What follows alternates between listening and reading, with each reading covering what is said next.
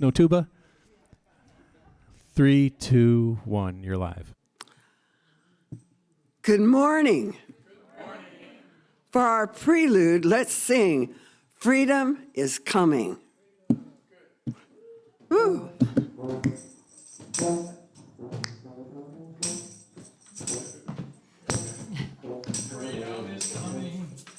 Freedom is coming. Freedom is coming. Freedom is coming. Oh, yes, I know. Freedom is coming. Freedom is coming. Freedom is coming. Oh, yes, I know. Freedom is coming. Freedom is coming. Freedom is coming. Oh, yes, I know. Freedom is coming. Freedom is coming. Freedom is coming. Oh, yes, I know. Freedom is coming. Freedom is coming. Freedom is coming. Oh, yes, I know. Freedom is coming. Freedom is coming. Freedom is coming. Oh, yes, I know. Freedom is coming. Freedom is coming. Freedom is coming. Oh, yes, I know. Freedom is coming. Freedom is coming. Freedom is coming. Oh, yes, I know. Freedom is coming. Freedom is coming. Freedom is coming. Oh, yes, I know. Freedom is coming. Freedom is coming. Oh, freedom is coming. Freedom is coming. Oh, freedom is coming. Oh, freedom. Freedom is coming. Oh, yes, I know. Freedom is coming. Freedom is coming. Freedom is coming. Oh, yes, I know. Yes. Thank you, everyone. Hello, I am Marjorie Michaels, and I would like to welcome everyone to the Berkeley Fellowship of Unitarian Universalists. We are part of a free religious tradition that honors the loving heart, the open mind, and growing together within the beloved community. Please silence your cell phones. If you have any announcements, please write them down and give them to Jeff in the AV corner. If you would like to write in the book of joys and sorrows, it is to your left on the table. If you are on Zoom and want to write in the joys and sorrows, just write what you would like to in the chat. We do our land acknowledgement because our fellowship stands on land that is today called Berkeley, California, located in the stolen territory of the Ohlone people. We honor them today and always for their wisdom and resilience. And we are very pleased to have with us today Reverend Gregory Stevens.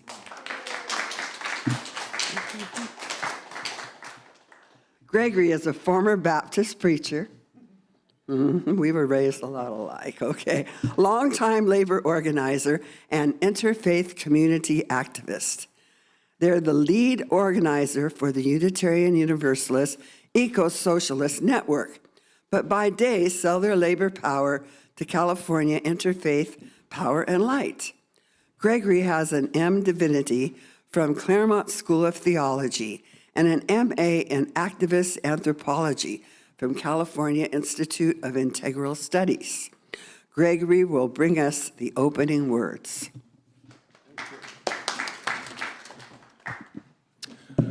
Good morning, beloveds,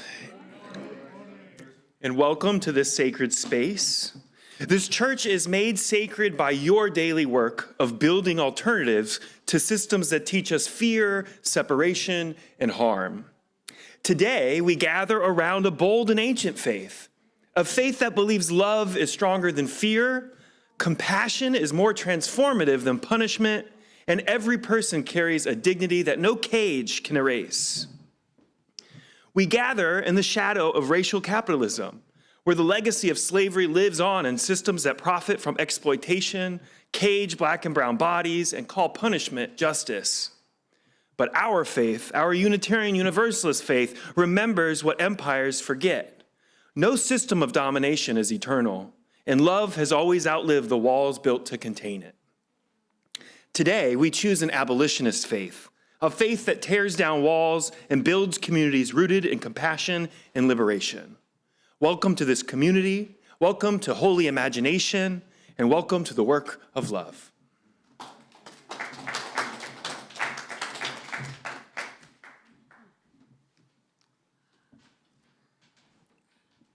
Please light your own chalice or candles at home now while we light this communal chalice for all of us, a symbol of our tradition and the spirit that lives within every one of us.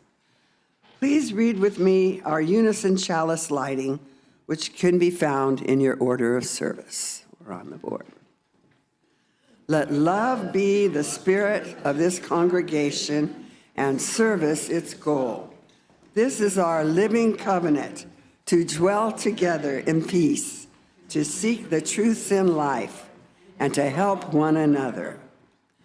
We light our red candle to mourn Black lives taken by police violence, to proclaim that Black lives matter, and to express our commitment to Black liberation, reparations, and the end of slave capitalism. Our next song will be led by Melissa, Blessed Unrest. Don't forget to plug it in. Oh, yeah, all right. Yeah, and everyone can sing along on the chorus. That would be great. Oh, God.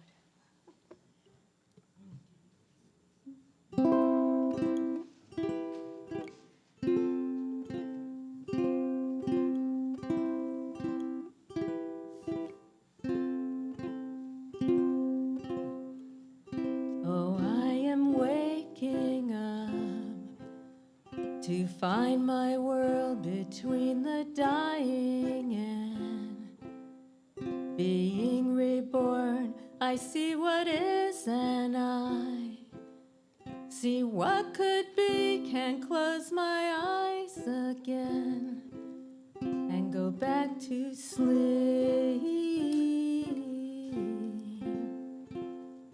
Sleep.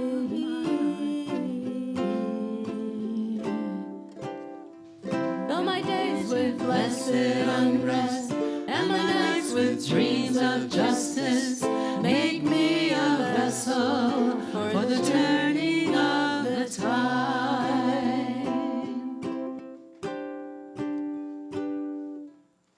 How can I change our course? Just a lonely voice, wish I could lose myself in all the noise. But if we all could rise, a generation proud with a mighty voice, we could turn this world around, around. So fill my days with blessed unrest and my nights with dreams of justice. Make me a vessel for the turning of the tide. Fill my days with blessed unrest and my nights with dreams of justice. Make me a vessel for the turning of the tide.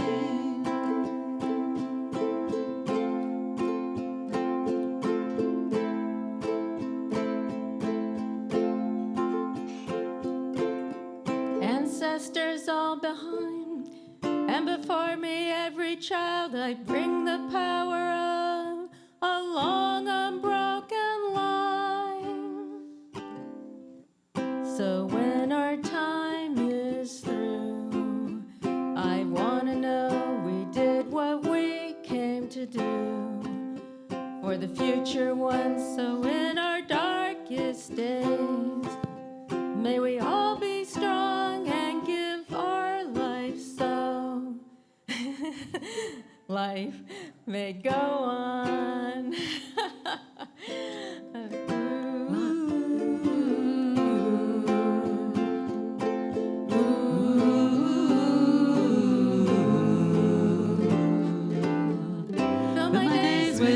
blessed unrest, and my nights with dreams of justice. Make me a vessel, fill my days with blessed unrest, and my nights with dreams of justice. Make me a vessel for the turning of the tide. Fill my days with blessed unrest, and my nights with dreams of justice. Make me a vessel for the turning of the tide.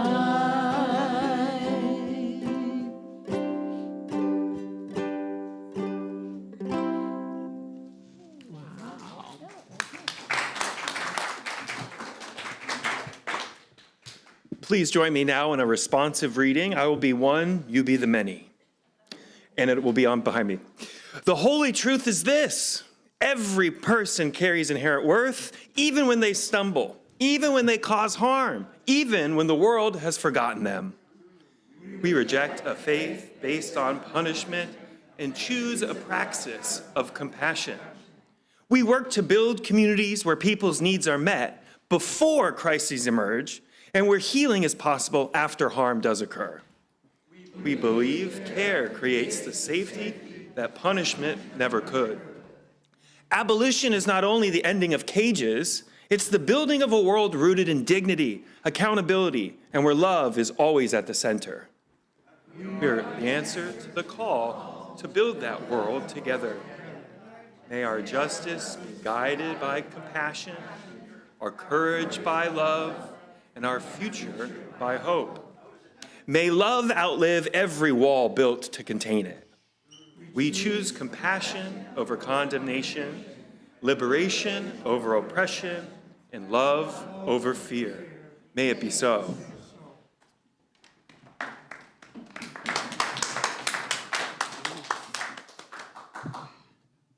And now for our meditation. In a moment, I will sound the chime to lead us into our time of silent meditation. Please get comfortable and follow your breath to your inner stillness. I will ring the chime a second time at the end of 2 minutes.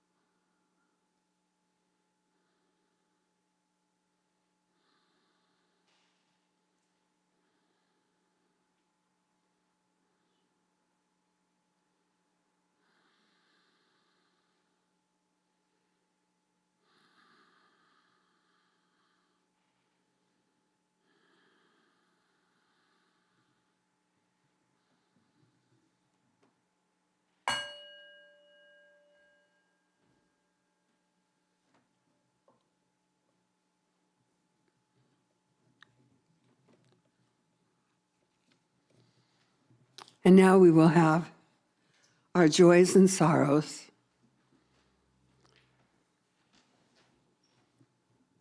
Thank you.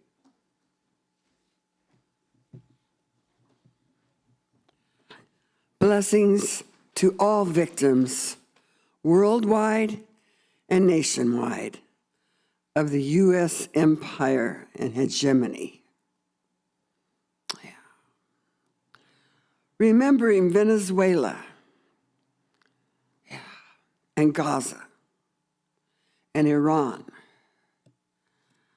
and Lebanon.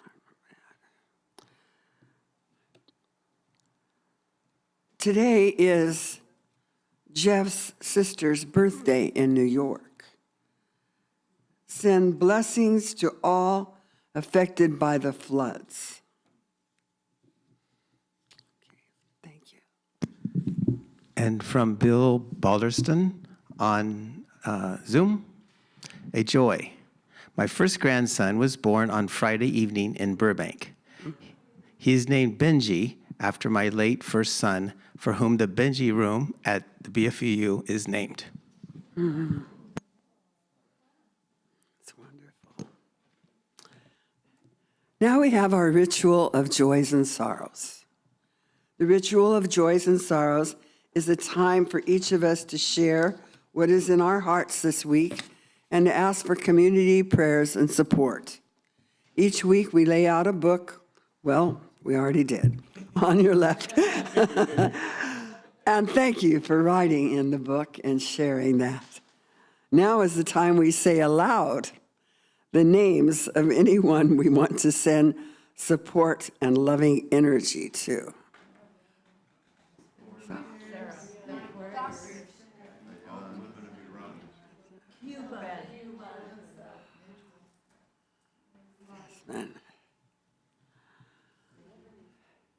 Now we move on to the silent part of our morning ritual.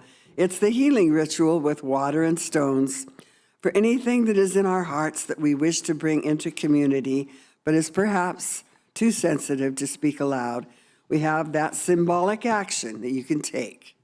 You can walk down that center aisle and choose a stone or stones and immerse it in the water, which represents our community. We thank you. For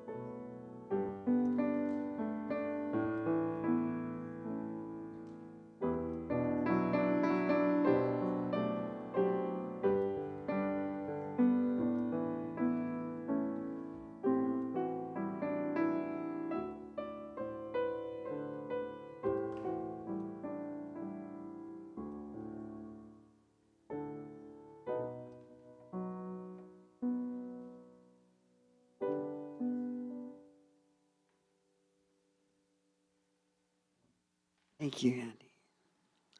For all that we have shared and for all that we will share in our ongoing lives together, may we be grateful. Today's meditation song comes from the Buddhist tradition and is found in the order of service. Please join us in singing as Margaret leads us.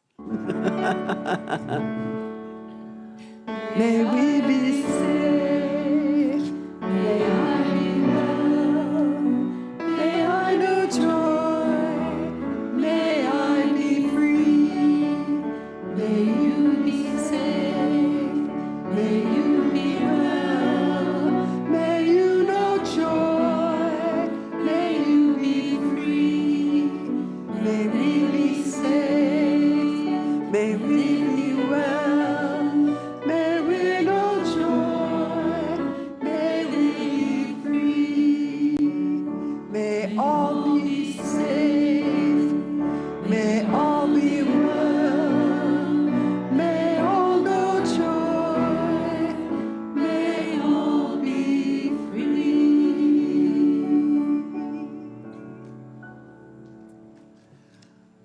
Our next song is We Shall Not Give Up the Fight. It's number 81 and Rise Up Singing, but I guess it's on the screen. So please join in. Phoebe, there's Phoebe. Hi, Phoebe. Okay. 1, 2, ready, go. We shall not give up the fight. We have only started. We have only started. We have only started. We shall not give up the fight. We have only started. We have only started. We have only started. We shall not give up on peace. We have only started. We have only started. We have only started. We shall not give up on peace. We have only started. We have only started. We have only started. We'll put an end to bigotry. We have only started. We have only started. We have only started. We have put an end to hate. We have only started. We have only started. We have only started. Together we'll have victory. Hand holding hand. Hand holding hand. Hand holding hand. Together we'll have victory. Hand holding hand. Hand holding hand. Hand holding hand. Oh, sorry. We shall not give up the fight. We have only started. We have only started. We have only started. We shall not give up the fight. We have only started. We have only started. We have only started.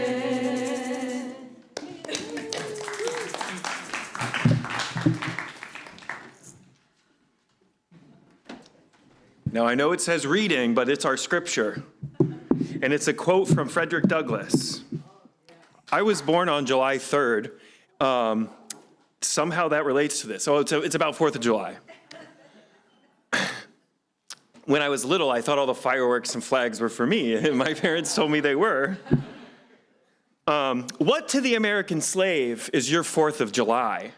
I answer, a day that reveals to him, more than all other days in the year, the gross injustice and cruelty to which he is the constant victim.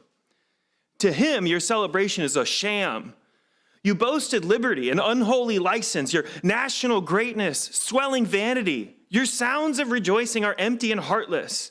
Your denunciation of tyrants, brass-fronted impudence. Your shouts of liberty and equality, hollow mockery. Your prayers and hymns, your sermons and your thanksgiving, with all your religious parade and solemnity, were bombast, fraud, deception, impiety, and hypocrisy, a thin veil to cover up crimes from which would disgrace a nation of savages. I don't think I included this in the sermon, but your homework is to go read the first chapter of the book of Isaiah. In the Hebrew text, God says the same thing. I'm so sick of your charades and your worship and your this and your that. Where's the justice? And it's just as ruthless as that. So I want to begin. The theme of today is abolition, and not slave abolition, but prison abolition, and kind of thinking about how Unitarian Universalists might approach this issue, or this idea, this concept. And for me, abolition is something that's really shaped my personal faith and my understanding of justice in a really profound way. Now, for many of us gathered here, abolition is probably not an unfamiliar concept or just a political slogan that needs more defending. For us, it's more of a living question, one that asks, what does justice look like when it's rooted in love and not vengeance? What does accountability become when it's freed from punishment? And whether we truly believe that every human being carries dignity that the state or the government or the prison system can't take from them. My own journey toward abolition did not begin with books or academic theory, although those things matter and they help shape my praxis. It began with a deeper spiritual question my faith would not let me ignore. Every time I returned to the ancient religious teachers, mostly Jesus, but a little bit of Buddha in there, every time I listened to the old prophets like Isaiah calling for liberation and restoration, I found myself wrestling with the same question. Can a system built around cages, punishment, and human degradation ever truly be an instrument of justice? And that question became very real for me in a jail cell in Tampa, Florida.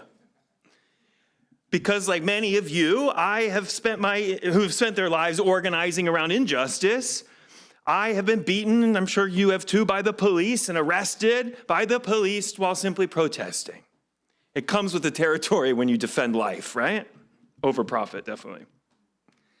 But this particular arrest happened right at the end of COVID, or like the ruminations of it was ending, if it's still ending, or ended, I don't know. But it was when we were all kind of tired of it and we figured it out closer to, but there was still some hangover stuff that we had to deal with. Meaning, what I'm getting to is if you coughed in the lingering COVID, everyone would stare at you like you were crazy. So I had gone back to Tampa, Florida, where I grew up to visit my best friend. I go once a year to see her and her family. And it's a little time on the beach, time to play with the people I love, and a chance to rest my activist brain. But of course, while there, I heard there was a protest.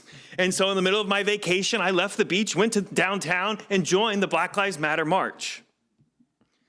We were not exactly the most threatening group of revolutionaries. We didn't overthrow anything. We didn't break anything. We didn't destroy property. We stood there and we chanted. We exercised our constitutional right to make our voices heard loud and proud. And the Tampa police responded as though our greatest crime was refusing to be silent. They arrested me on one of those wonderfully made-up charges. They said I tried to punch a horse. What? Literally a trumped-up charge just to make you deal with the system itself and put you through punishment. It's not about violence. It wasn't about harm. It was about control. It was about reminding people who's in charge, who real authority is with. But the handcuffs that cut off my circulation, which the cops will just tell you they're not meant to be comfy, were not actually what changed me. It was what happened inside once they booked me. So again, this was the tail end of COVID, and I have to admit, I didn't have a cold, but I definitely had a cough.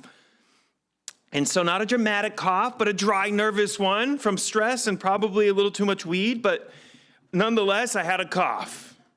And in the middle of the pandemic, that is not what you're supposed to have. Any cough was looked at like a sin. Instead of being placed with the general population, they took me to some small back room in an isolation room, and I had to sit there until my COVID test came back, which back then took 3 days, apparently, where, it takes 20 minutes. No visitors, no phone calls, no way for anyone to know where I was. They did not post that I was in a jail cell because of the COVID isolation. I don't know how that makes sense, but they didn't post that I was up there. But in true nerdy style, I asked what books they had, expecting some old, paperback cart or something they'd bring around and let us pick a book out.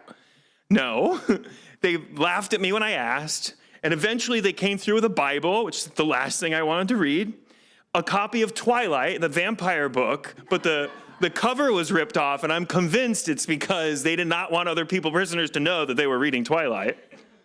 It was also the second book in the series, so when I was done with it, I came out and I was telling everybody about Twilight, and they're like, you missed the first one. And then I thought they gave me a book about Karl Marx. How fierce, I thought, thinking revolutionary literature in jail. Groucho Marx. So there I sat alone in my COVID isolation tank, reading scripture and learning about Groucho Marx and his career. I had just moved up from LA, so I had lived in LA for a little bit in Hollywood area, and so it was kind of fun to sit there and read about all these famous places he would go to, and I was like, I've been there, or at least that's where my head was when I was in that little cell. It was in the glittery vampire love novel. It was a very strange theological education, but it shaped me. Beneath the absurdity, there was even something darker, though. And as you know, because my alarm often beeps when I'm up here, I'm a diabetic. And the food they gave me was not just gross, but it was dangerous to my life. Breakfast was a glazed donut. Lunch was a bologna sandwich on white bread. Dinner was the same thing, but a sugar cookie with a sugar cookie.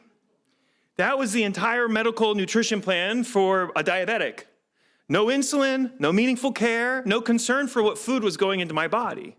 My blood sugar climbed so dangerously high I could have gone into a coma. The system responsible for my safety was actively endangering my life.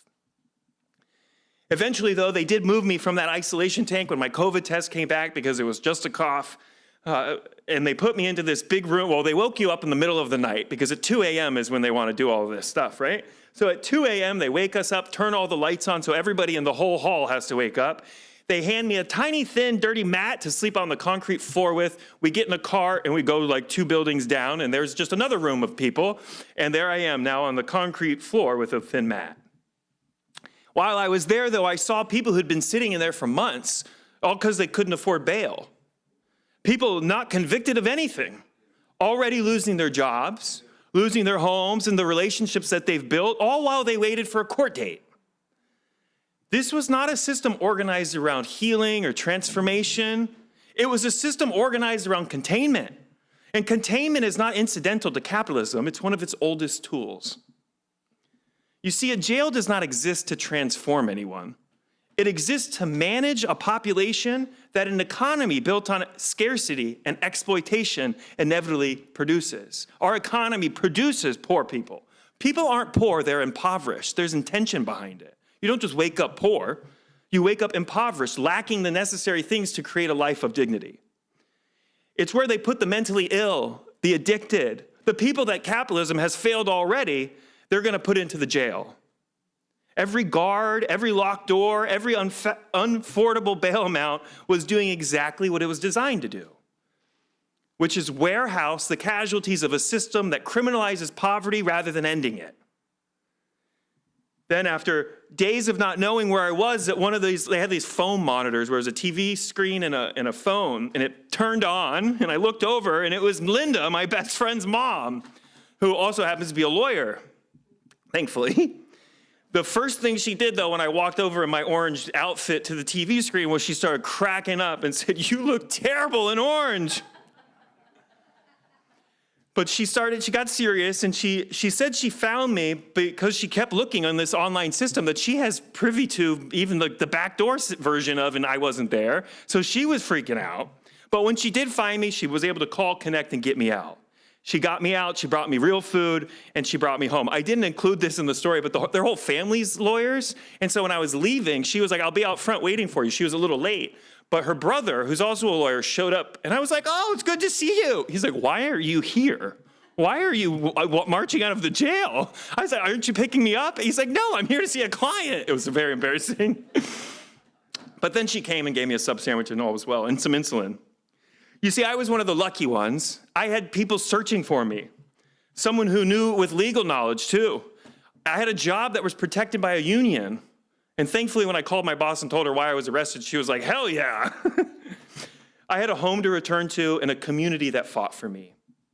And even with every lawyer or layer of protection that I had that so many people don't receive, I was still harmed, still degraded, still treated as though my humanity was something the state could temporarily suspend.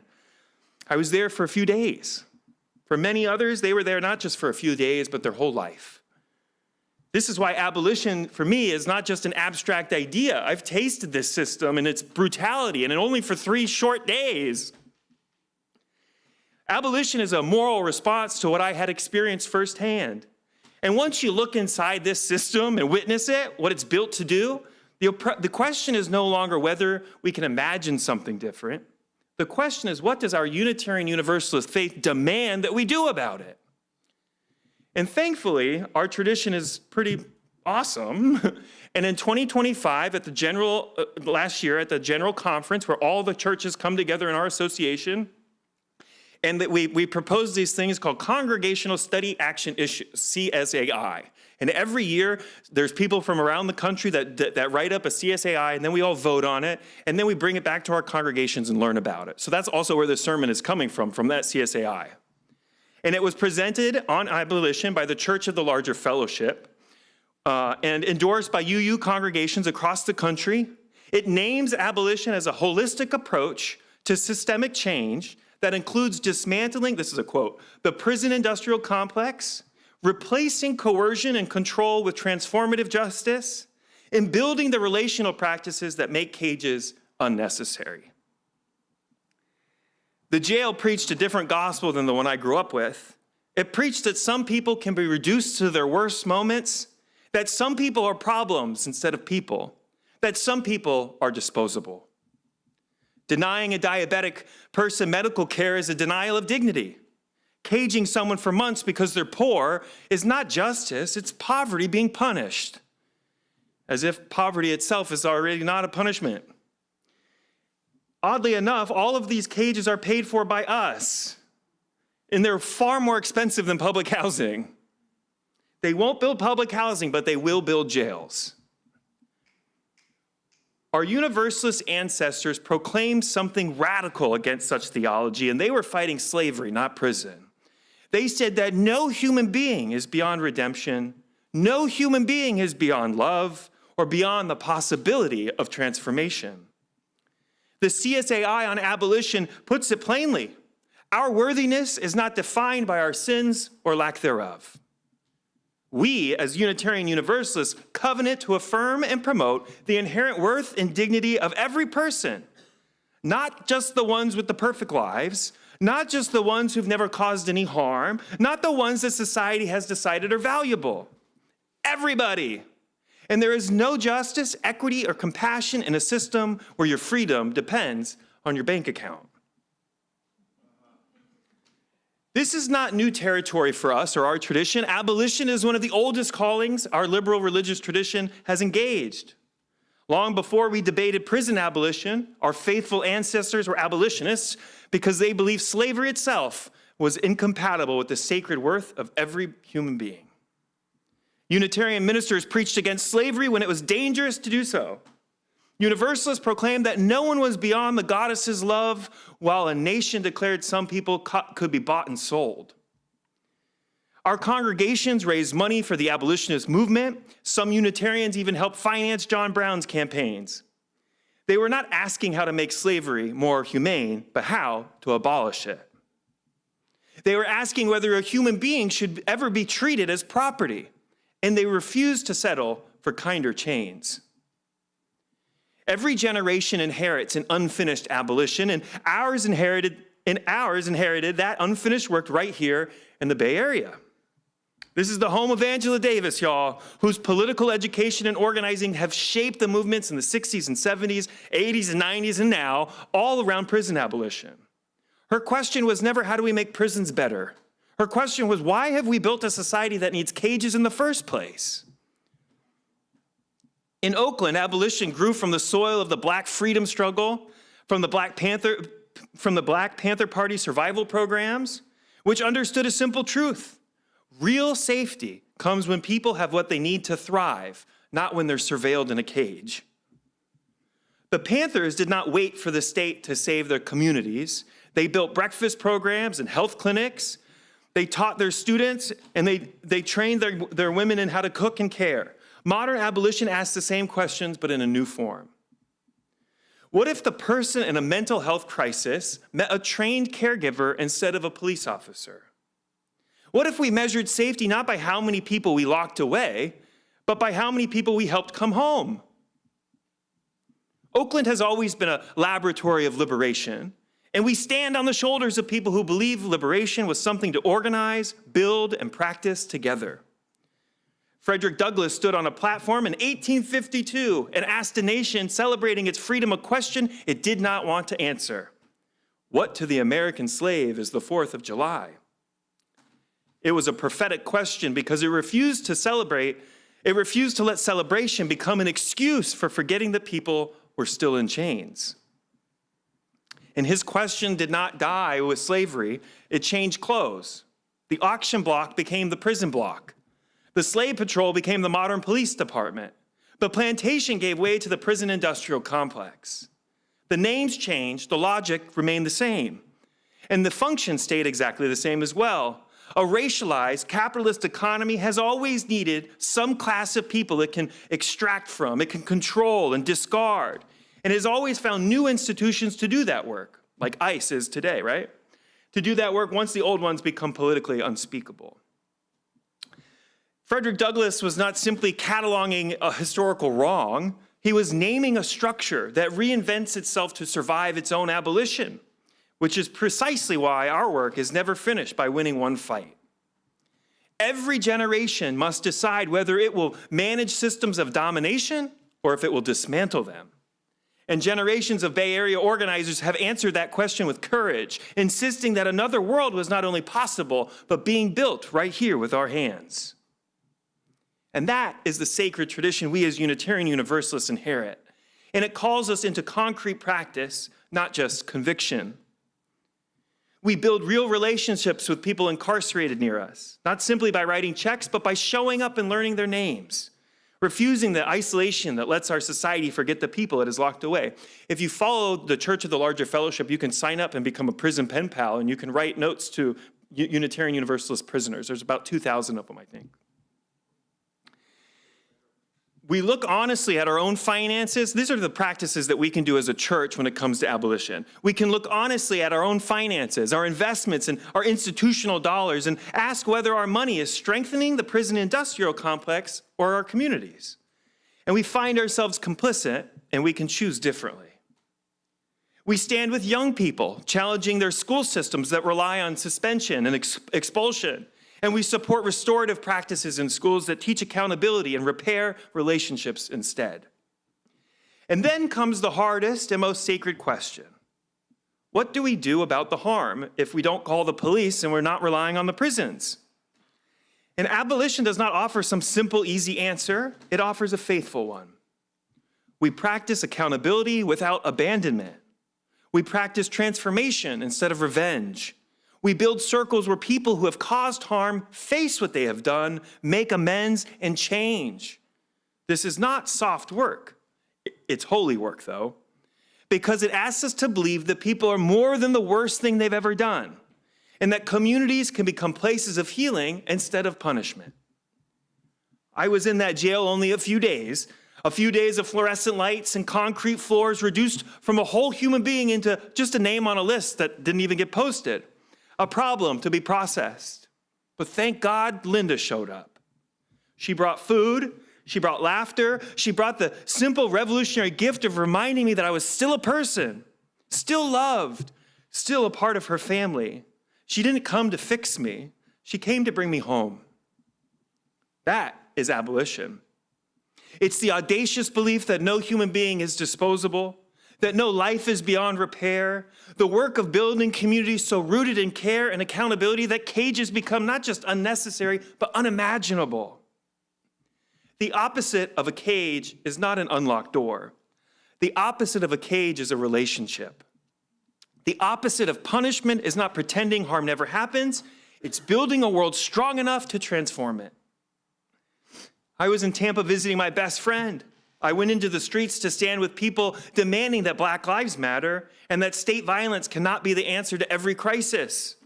And in the process, I received a small taste of that state violence. And it was unleashed on all of us activists, but I was lucky. I went home. But my freedom is incomplete while nearly 2,000 other incarcerated Unitarian Universalists are incarcerated. Our siblings in faith through the Church of the Larger Fellowship remain behind bars, but thank the Goddess for the Church of the Larger Fellowship because we can stay connected. It is incomplete while millions are trapped in a system that values punishment over healing, cages over care, and control over dignity. Liberation is never just about my freedom. It is about whether we are all willing to fight for our freedom, whether we are willing to build a world where no one's abandoned, no one's discarded, no one is locked away and forgotten because society has decided that they're beyond redemption. So may we in this room be abolitionists, not because it's fashionable or comfortable or easy, because it is holy and sacred. Because we have claimed again and again in our faith that every person is sacred, that every life carries inherent worth and dignity, and that no human being is disposable. If we believe those words, then we cannot look away from these cages.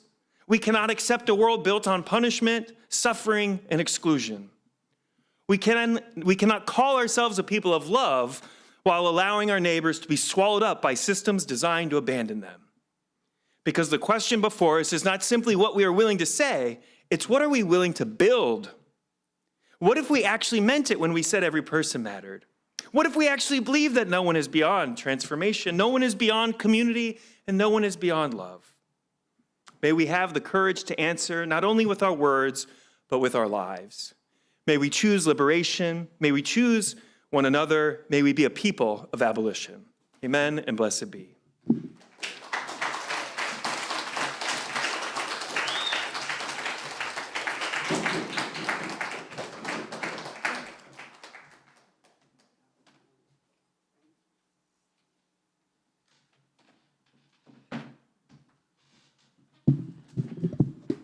That was wonderful, huh?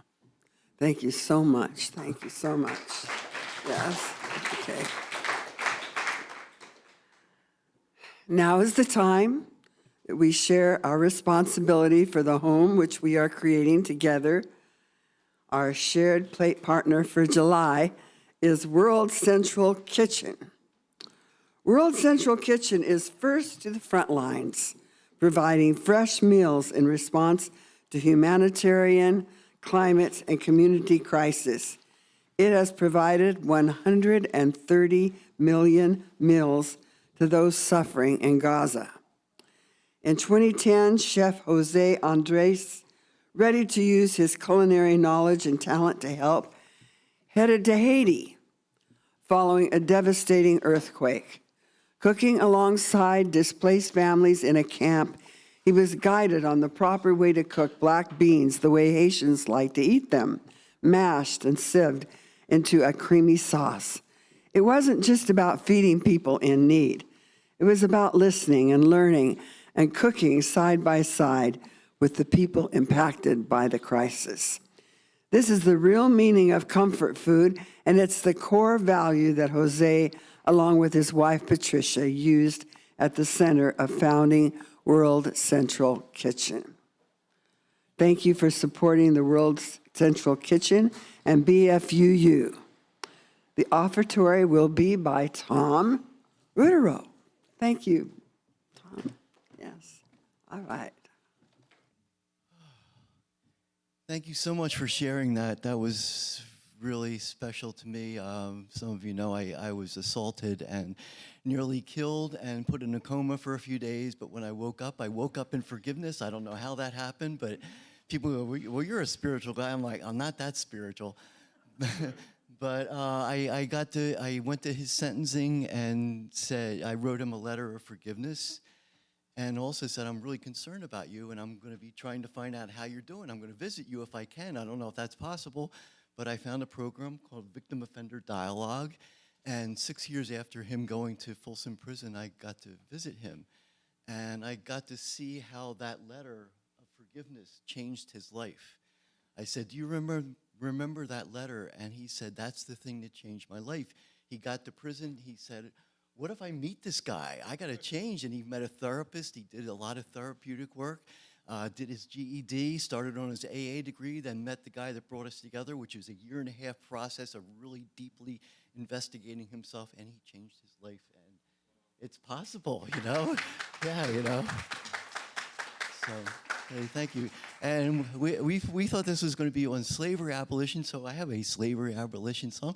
When I first came out to California, I had to go to the University of Creation Spirituality. One of the classes I took was Creation Spirituality and the Black Experience. And we were reading Howard Thurman's book on the spirituals called Deep River. And we were supposed to write a 1-page response paper, and a group of 5 of us got together and said, instead of writing a paper, let's write a song. So we have our own spiritual that I'd like to share with you. And please sing along any part, this chorus for sure. And yeah, here we go. It goes like this. Spirit is free. Spirit is free. Deep in me. Deep in me. Spirit is free.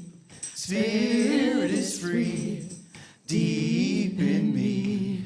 Deep in me. I'm a child of God. She is my source. He is my goal, my deep river course. Spirit is free. Spirit is free. Deep in me. Deep in me. Spirit is free.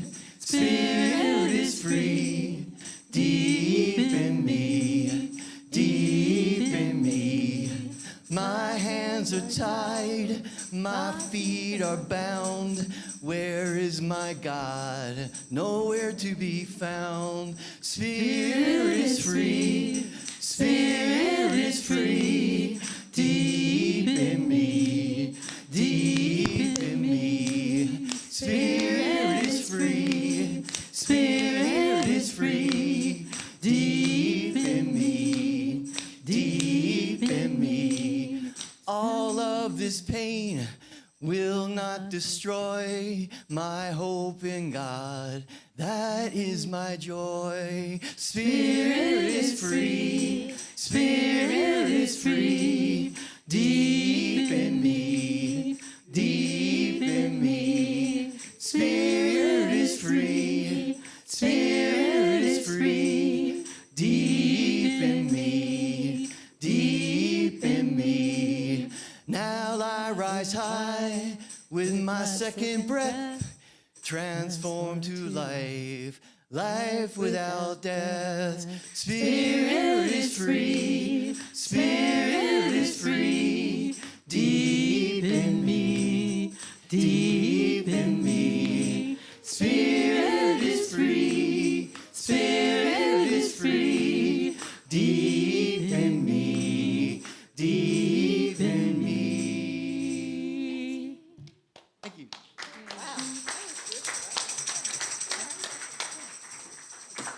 Thank you.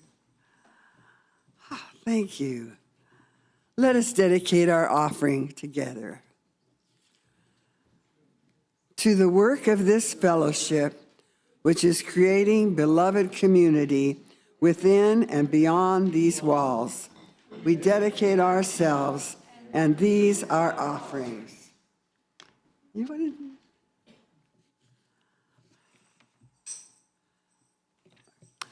The next song we're going to have is Rivers of Babylon.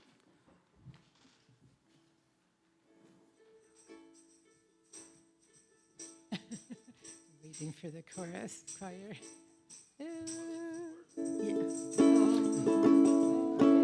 Wait. Sure, you can sing along, everyone. Rivers of Babylon, there we sat down, and there we wept when we remembered Zion.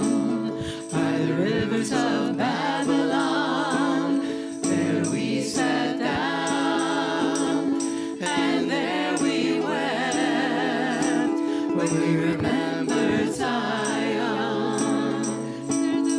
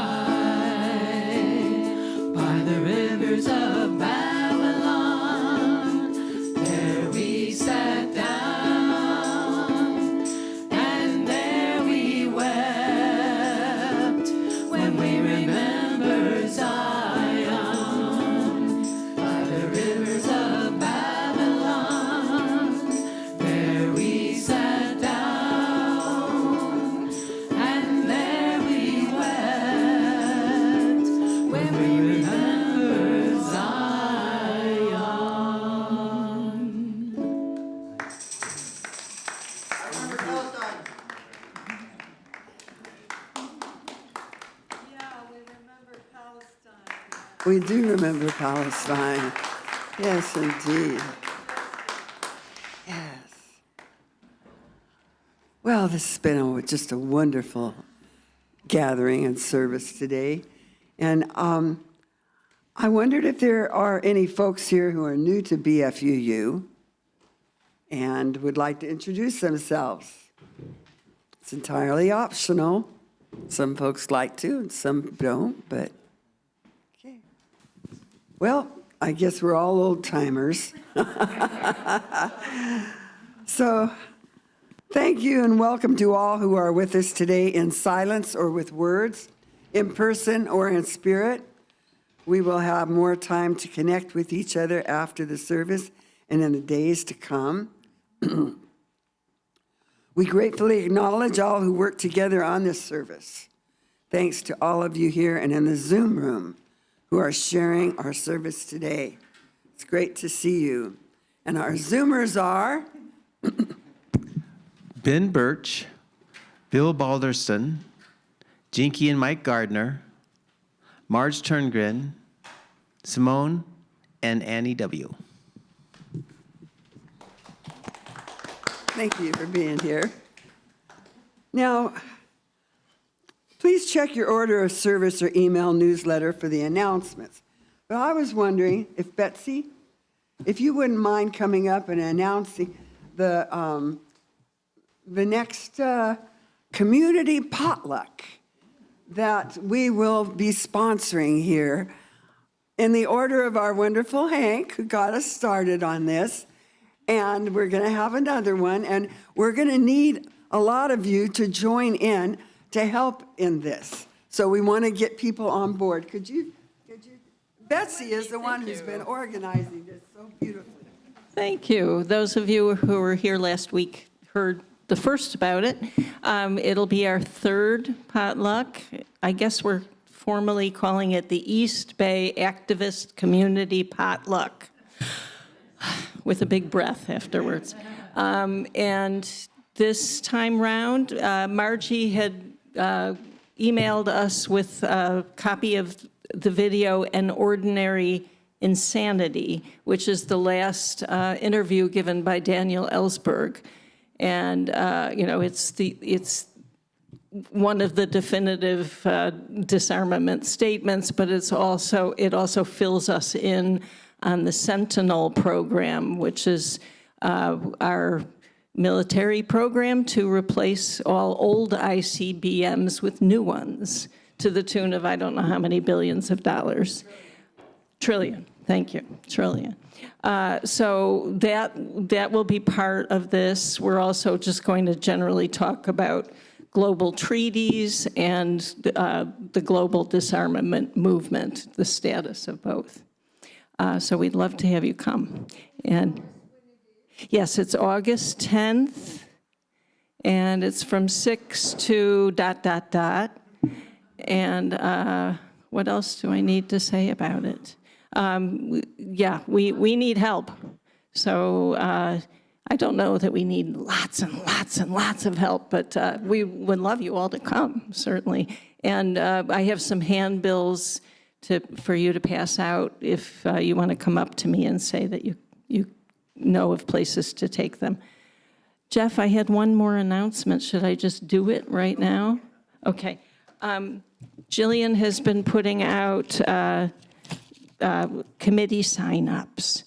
And so I just wanted to remind you, they're going to be over there. They were there last week. We've got the Caring Committee. 3 people signed up for that. And that's been sort of comatose, I understand, Virginia. So we really need to bring fresh life to that committee in particular. And it's, helping those who are not feeling well and just caring for the members of our congregation. There's the Aesthetics Committee, which Phoebe has been heading up and would like more help with. The Membership Committee, which is about maintaining and signing up new members. So you've received your pledge letters, and please get those back to us. There's the Worship Committee, which I believe is the Sunday Service Committee called now, which is so vital to us because it's responsible for these wonderful Sundays. And Jeff, are you the committee chairman of that? Okay. The Social Justice Committee, which is another Phoebe-chaired committee, which is so active and in a long tradition. So please do be part of that. And by the way, the community potlucks are a subset of the Social Justice Committee and the Building and Grounds Committee. So we are a small congregation, and we need everybody to pitch in some way that they feel they can.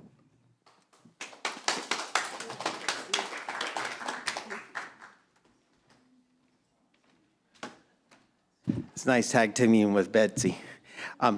So if you're interested in being in a philosophy club, please speak to our buddy over there, Justin, or myself. And this Friday is an open mic. So if you've ever written any poems or songs and you want to come and play them or read them, 7 o'clock this Friday. It's best to show up about 6:30 because sometimes all the slots are filled. So make sure you get a slot for you to come and sing your song and enjoy companies. I'm sorry? 6:30. Yeah, if you come at 6:30, we'll get you in. Okay, thanks a lot. It's great for people with stage fright.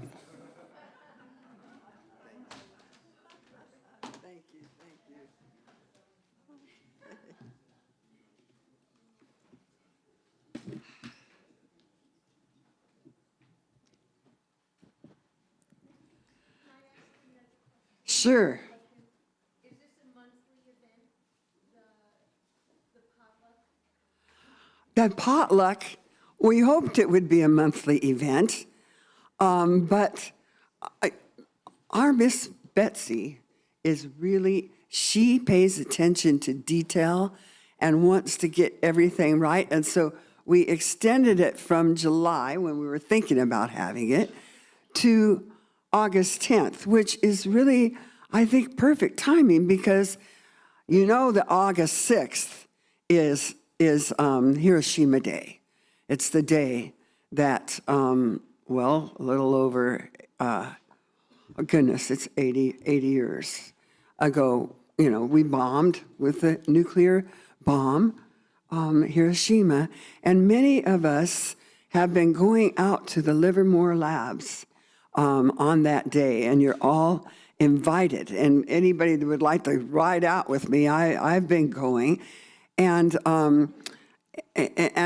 that's where David Hartsow and Daniel Ellsberg and his wife Patricia and a whole lot of people have been getting arrested for years and years and years. And I think even Barbara remembers, some of those. And the speaking up about getting rid of nuclear weapons. And the people out there have been, Tri-Community Cares is an organization out there that's been working on nuclear disarmament, but also combating what they're planning to do out there now. They're planning to transport plutonium on our roads and stuff to Livermore, where there's anyway, I don't want to carry on too much because it's time. But anyway, we were having it then on the 10th because the 9th is the day they bombed Nagasaki also. So it's kind of perfect timing, Betsy. But then I think in the following month, in September, I think we have another potential time planned to talk about 9/11. And I think that our Mike Kerr and others who are real familiar with some of those issues are hoping to bring that to our community. So that's I guess it's kind of, we were trying to do it monthly. I think that's what Hank was hoping for us when you initiated this, and I hope that we can carry it on.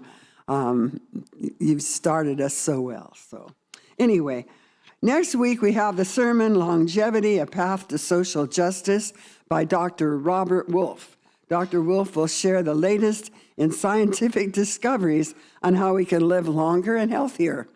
With the extra time in our life, we can better accomplish our goals to make the world a healthier, happier, more just place. And now, please read with us the words in your order of service as Craig wonderfully extinguishes the flame of this chalice.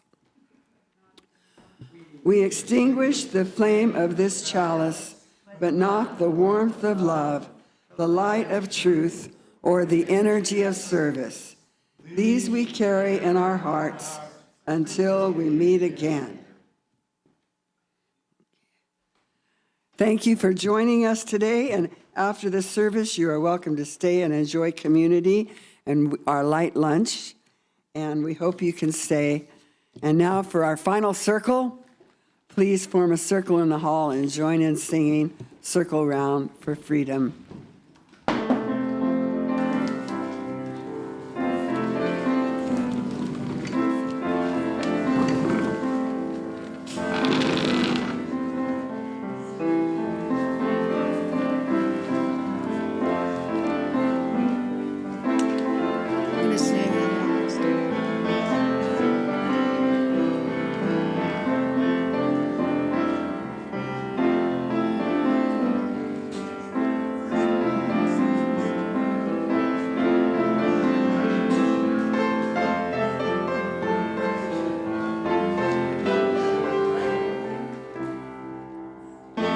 Around for freedom, circle round for peace, for all of us in prison, for release.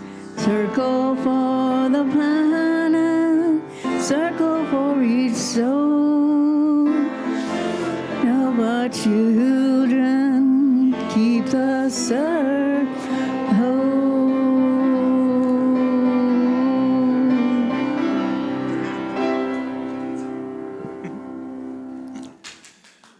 We, Unitarian Universalists, are the ones who tear down walls, the walls within ourselves and the walls within our communities.